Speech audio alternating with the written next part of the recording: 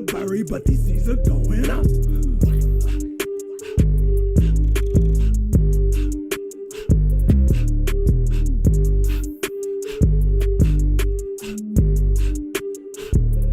Nothing but up. Nothing but up. Nothing but up. Nothing but up for me.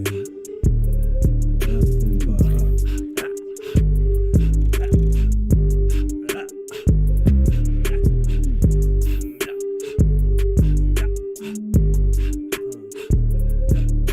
The names are going up.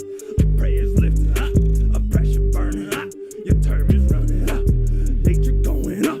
Ancestors rising up. Thought we were buried, but these seas are going up.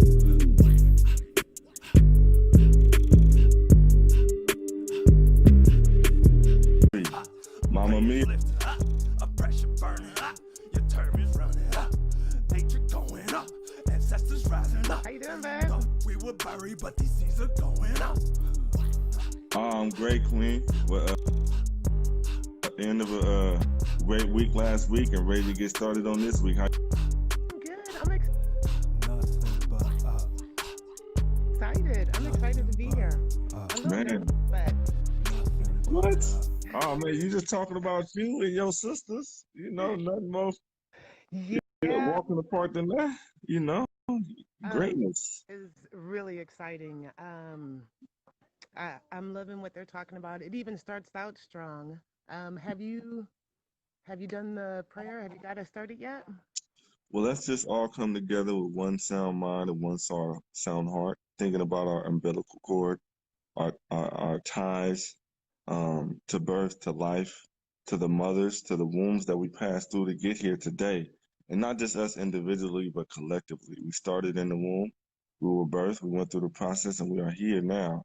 And now we're looking back. We're looking at our umbilical cord and seeing where it takes us. And today, this is a special week, so let us focus, get our heartbeat, the great and almighty Black woman. So just want to say Ashe, come together under unity, and please, Queen Mother and all the Queen Mothers of our legacy, come be with us today. Take over. It's your show. Yes, yes. Well, continuing the legacy, we're in chapter 7 of Collective Courage by Jessica Gordon Imhart. And my name's Mia. I'm just a guest host for today and happy to be here. The quote that starts us off today is, "You start with those who make up the majority of those living in poor communities, women, and respond to their self-defined problems. The major problem for poor women is control of income. That is, gaining access to income in ways that give women ultimate freedom in how it is used." Johnson, 1997. Mm. So the chapter starts out with a common belief that women are the members and men are the full-time directors of co-ops. And apparently that's been a belief throughout the cooperative movement in the world, that observers have noted that women belong to, use, and participate in cooperative enterprises for their own and family's benefit, but tend not to be controlled. Jessica Gordon Imhart begs to differ. She's saying that on her research, in the next paragraph, that Black women have been an integral part of the Black cooperative movement, playing roles similar to those they have played in the Black church, mutual aid societies, and the civil rights movement. They have often been the ones organizing and managing in the background, doing much of the side work without the glory or formal recognition bestowed. We were right there. We're like the crux of it, the backbone of the movement, Consistently. consistently. Mhm. And hey, everybody. Yeah, so which makes sense because typically women don't need as much recognition. They don't work for the glory. They just want to help their families. They just want to, their life to be better, right? So Mm. I can, and men, there's more ego. Not to say that guys aren't doing their work too, but they might just be more inclined to want the president position, but they were not the only ones doing the work. Is basically what we're saying here. So they're saying that she's saying that at the same time, African American women, in some cases, were not just members, but also the founders, managers, and directors of cooperative enterprises and cooperative activity in the United States. And collective activity in African American communities were arranged and strengthened by women's work. Women like Maggie Lee Lena Walker, Ella Jo Baker, and Fannie Lou Hamer founded, organized, and directed important economic projects and businesses along with men. So there you go. In fact, on the next page, there's a chart. If you would show that, Ted, on the top of 150, basically showing an outline of women's activities in the movement. And going back to the 1700s, um, women leaders and organizers in mutual aid and beneficial societies. Then the 1900s through the 1930s, Maggie Lena Walker and the Independent Order of St. Luke Penny Savings Bank, Consolidated Bank and Trust Company in Richmond, Virginia. She held that down for 30 years, looks like. Mm. Also in the 30s, Ella Jo Baker and the Young Negroes Cooperative League, Nanny Helen Burroughs and the Cooperative Industries of Washington, D.C. In the 40s, Helena Wilson and the International Ladies Auxiliaries to the Brotherhood of Sleeping Car Porters. In the 60s and 70s, Estelle Witherspoon and Freedom Quilting Bee, and Fannie Lou Hamer and Freedom Farm. And then from the 80s to the 2000s, still Peggy Armstrong and Cooperative Home Care Associates, Women Organizers and Workers Owned Sewing Company, and Dawson's Textile Workers in North Carolina, Avis Ransom and SSC Employment Agency in Baltimore, Shirley Sherrill, New Communities, Shirley Blakely. I mean, the list, I Yeah. can't even get through them all. Um, Yeah, even got Oakland, California wages. yeah. Oh, yeah, here in Oakland. And then the Intentional Community Cooperative in Washington, D.C., the Ujamaa Collective in Pittsburgh, and what are we going to have, right? Because Mm. we're going to be doing some stuff too. Authentic African. Just saying. Authentic African and Wakanda. Yeah. We talked about our real estate initiative that we have going here in East Oakland, and it's just the beginning. In fact, it's telling Greg that we need to have a strategy meeting because I like how these people held it down with 1 year, 5 year plans. I mean, and they were getting it done. So there's no reason we can't do the same. Uh, we have the interest here. In fact, I call to anybody who's interested in joining and forming our own cooperative to DM us. So we know, so we can reach out to y'all and be like, okay, we're going to start this. Because the Black Plan is right here. Get the members, get the membership fee, figure out what you're going to do, what is the most needed, right? And the community, and then go to work, whether it's a buying club that you can then transform into a full business, or even just a study group, right? You make that study group, and people have such great ideas. We find out what we can do, right? I'm sorry, you guys know I get on my soapbox about this. Anyway, so in this chapter, she talks about the Black women's cooperatives in more detail, and focusing on the Ladies Auxiliary to the Brotherhood of Sleeping Car Porters, if I got that right, the Mm. Cooperative Industries of Washington, D.C., the Freedom Quilting Bee, and the Freedom Farm. Okay. Cooperatives have, we've already seen their examples, such as the Independent Order of St. Luke and the St. Luke Penny Savings Bank in Chapter 1, and the Women's Guild of what was to become the Consumers Cooperative Trading Company in Gary, Indiana. So the Women's Guild basically reinvigorated the cooperative movement in Gary.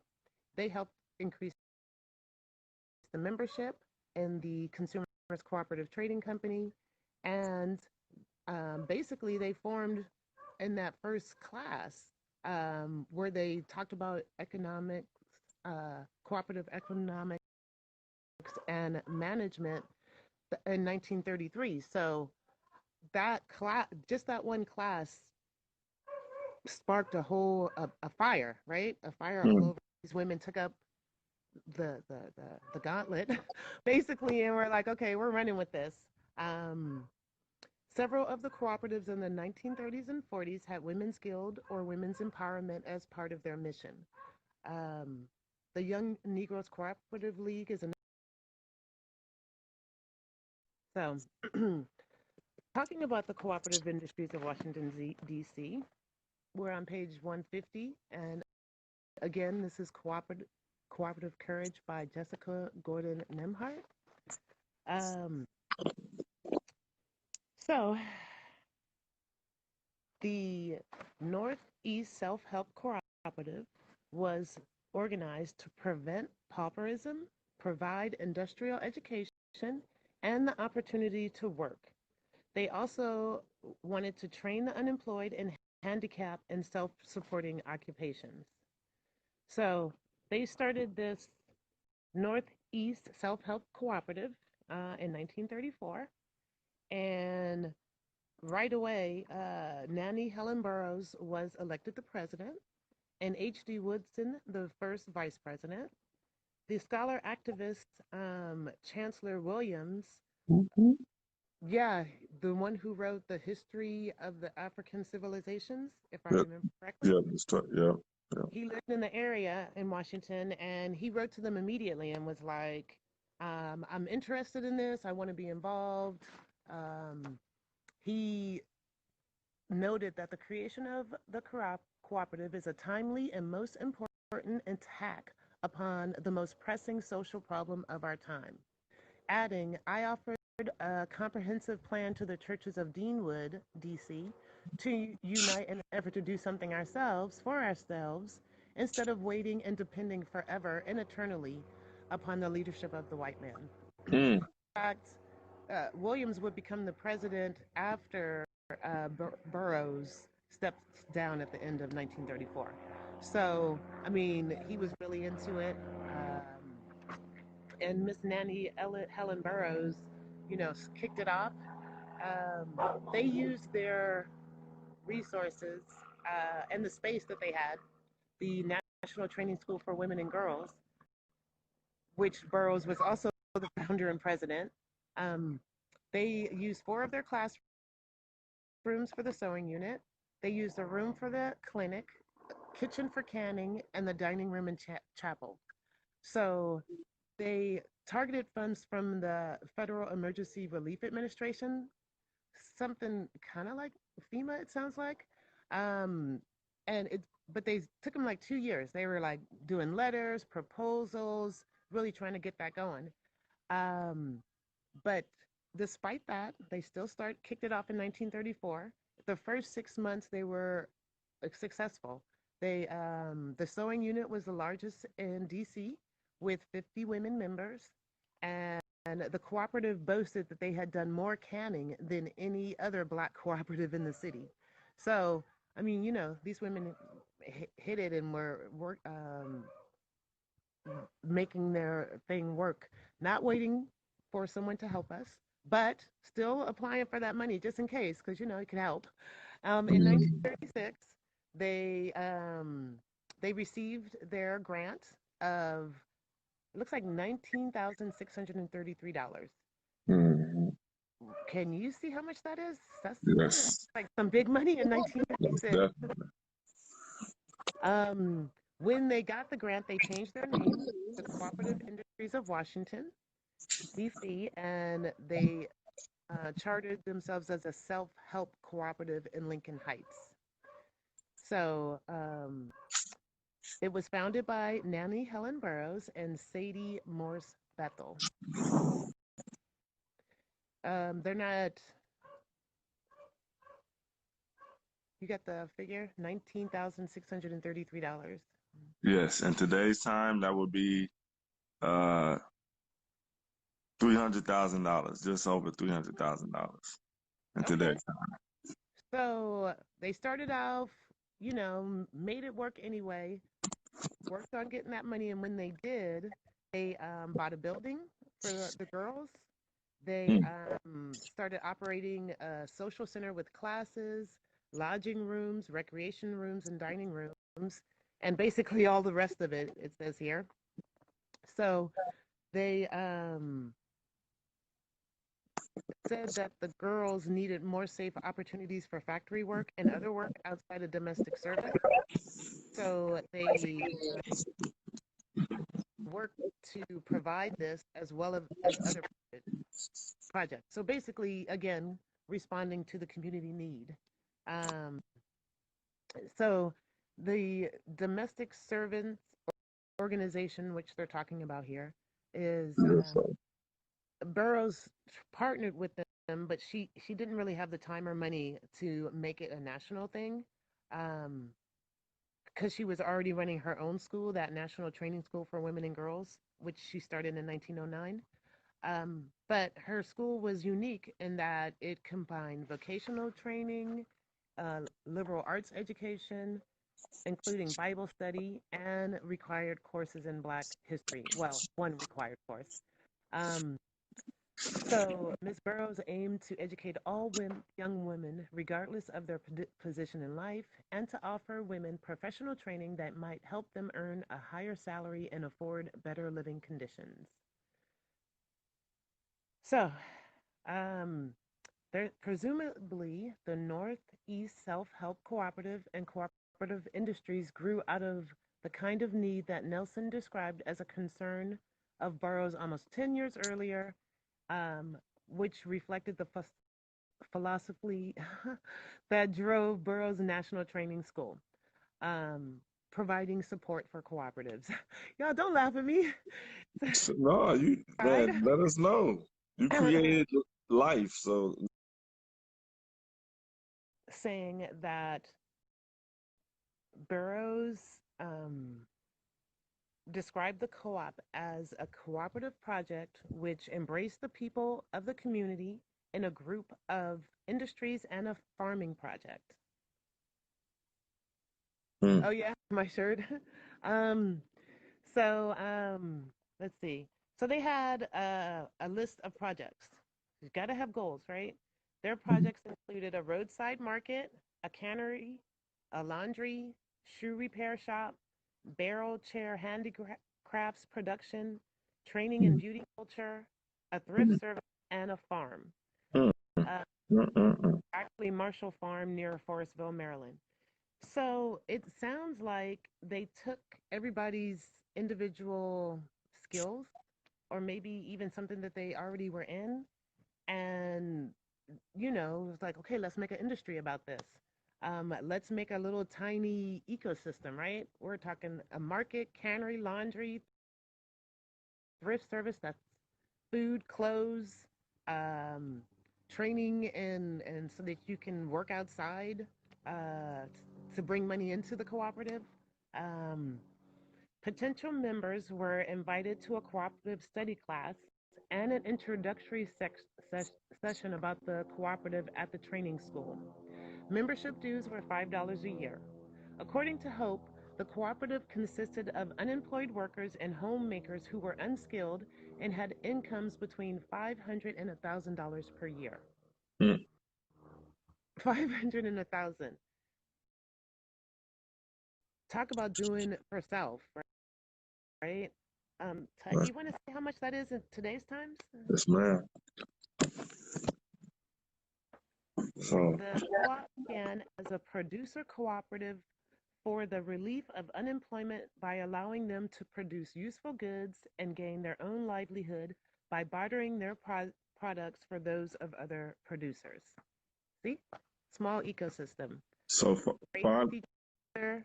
I make clothes, but I don't know a thing about electronics really. Um, I need a website built. This is me reaching out. Um, let's see. I know people. There's art producers, people who know how to do paperwork or are really good at communicating. People who know uh, how to do social media can help us small struggling business owners who unfortunately are too busy working to do that stuff. Um, yeah, cooperative ecosystem. Hmm. Ted, how much are we talking about? 500 to 1,000 a year? Yeah, so 500 will be 9,000, and 1,000 a year will be $18,000 a year of today's money. That are they talking about us? Yes, they are. Yeah, um, so cooperative ecosystem. I'm fully engaged in making this happen. I'm ready to run off the rails. Am I done with my pages? Because I can just talk forever, you guys know. man, mama, take it where you want to take us. Well, we talked about people reaching out if they are interested in being a part of this cooperative ecosystem, if we want to create a membership, um, whether we do that under Wakanda or we create something completely new. Um, I say we go for it. Um, $5 a year. How much is that, Ted? $5. So even if you're making $9,000 family a year, which is way below the poverty line, in today's time, it's about $92 a year. So that's Okay. about $10 a month, or $8 a month. So I think we can meet everyone where they're at. Kind of make the membership as low as $10 per month up to nothing crazy now, like 50 if you could afford it. Um, we all have one member, one vote. We figure out our industry.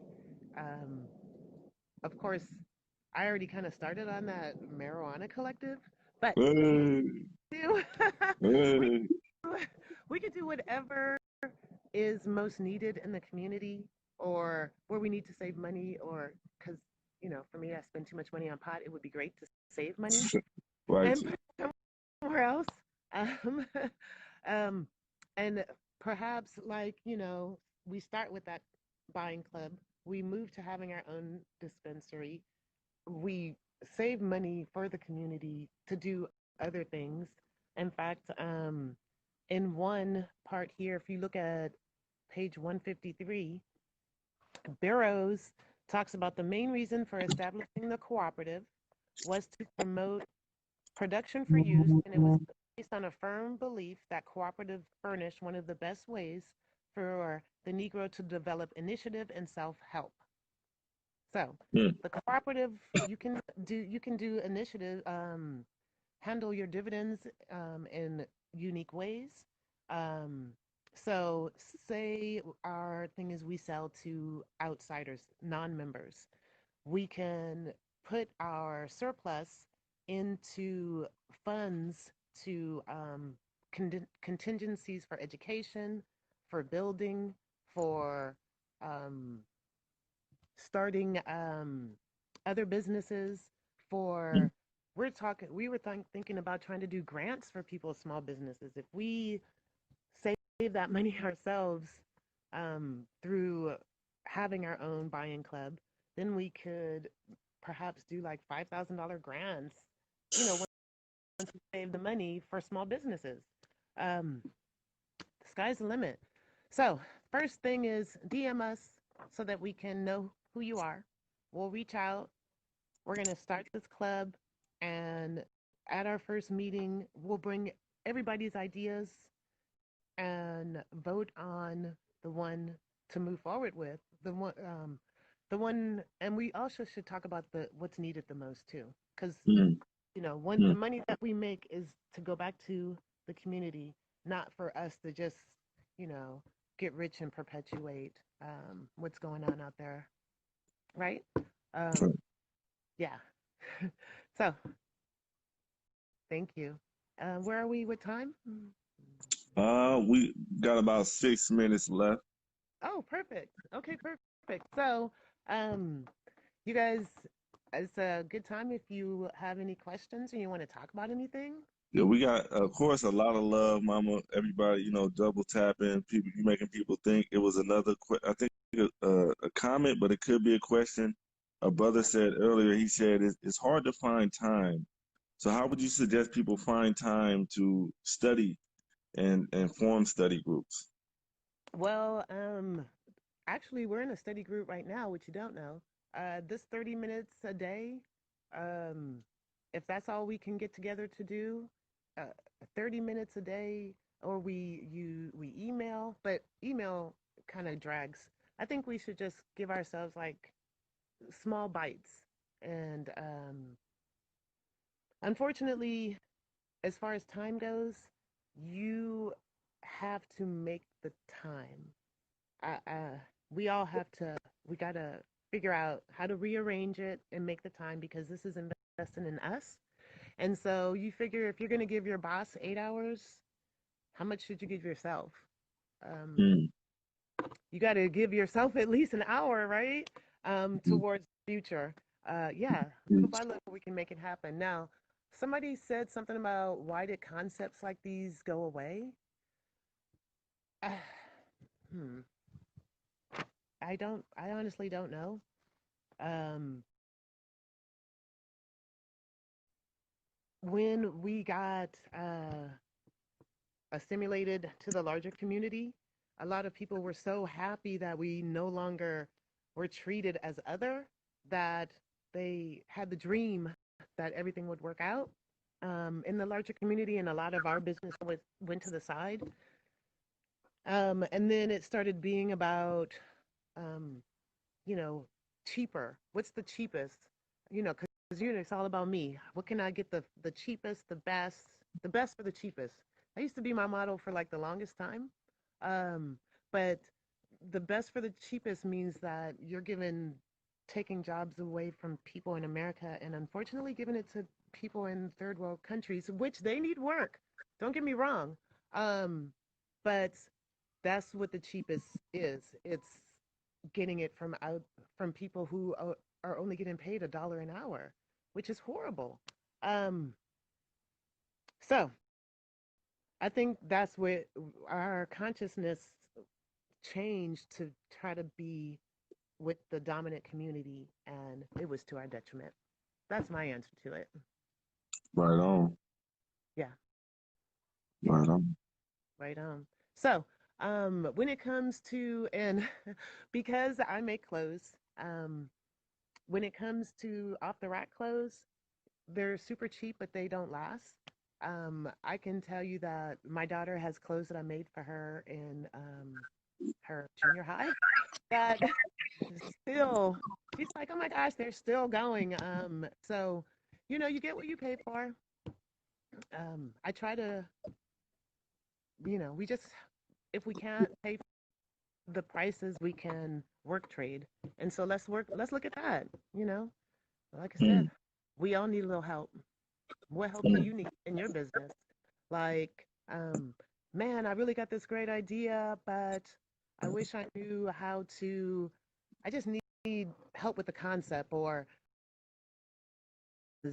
business cards, websites. Um, he did my logo. We can help each other, you know, work trade. So, well, thank you. Oh, and that's Miss Honeygold Jasmine, gorgeous woman, but also talented singer. Um, Miss Rachel, mother, beautiful model, and she's into some other stuff too. Anyway, so everyone is not just one thing. We all do multiple things. Um, so, what's your business? How can we help you? What do you need help with? What's holding you back? Um, we, through helping each other, we can get you to that next level. Um, so that's my soapbox. And can you stop me from talking tech? Go ahead. No, man, you own the money, man. You saying what needs to be said. People are loving it. Everybody's in agreement. You're touching on so many of people's hearts and strings. And I wanted to share. Please, everybody, go follow Authentic African and support Mom. She is the president of this co-op, and she's doing it extremely well. She, like she said, handmade things with love by Black women for all people. So go support. Yeah, I mean, I don't know. You touched on so much, Mom. You touched on so much. Well, my dream for Authentic African is, so this is the beginning, but I truly want to train young seamstresses in, these old arts so that it doesn't get lost. I mean, we were kind of caught by surprise when the pandemic and everybody needed masks. Everybody was like, "Oh my gosh, how do you sew?" No one knew how to sew, right? Um, so that's my crew, my daughter and my niece. They help me, and they're seamstresses in training. Uh, and I also work with Miss Shawnee. I'm teaching her too. I want to start a sewing class. So also, if you're interested in learning that, reach out. What else can I say? Tut Uh, me. Man, my so just to let you know, it's Hearts, Shreya Hearts, Outcast, yes, Smile a Big Smile, On the Go with Deb says Faxus. They say you will make time for what you want. Thank you, Heart, I agree. Ambitiously Imperfect says, can I get in contact with that person? I guess with Mama Mia, right? Or just let us know if you want to get in Oh, contact. okay. Your Um, personal, I I'm guess, at DM. I'm at Mia Akosua on Instagram. You can also add Authentic African, and I'll get it. Um, and for Repaired Nations, we're working on some programs to help the community. Like people seemed interested in my credit experience, not only a seamstress, right? Mm. um, so if you have interest in, questions about credit, reach out to Repaired Nation class or something, put something together. Um, yes, I make clothes mostly out of all natural fibers. So that's me. Credit, seamstress, authentic African, gardener, Woo. culture enthusiast. Um, I think that about covers it. Continuing the legacy in Wakanda. Oh, Yes. oh, I forgot. I also make costumes. Okay, sorry about that. Continue the legacy. No, this is just a So, great yeah, learn if you want to learn to example. sew. That's what started it. Is the love of costumes. Um, so you never know where your interest will take you. Um, you just never know. When you are a creative and you actually follow that path, so many things open up. In this past 6 months, pandemic happened. Um, that's when I opened Authentic African. I was like, okay, people need masks.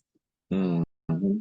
And then I just realized that once I actually let the creative side open, all kinds of stuff happens. So, um, you know, take a chance. Take a chance. You'll This be is a much great happier. example of the Okay, multifacetedness guys. of Well, I'm the gonna Black head out. woman. I'll be back on Thursday, so come and join us. But we have ladies from the community all week, and you'll find out how multifaceted and interesting they are as well. You see, I call myself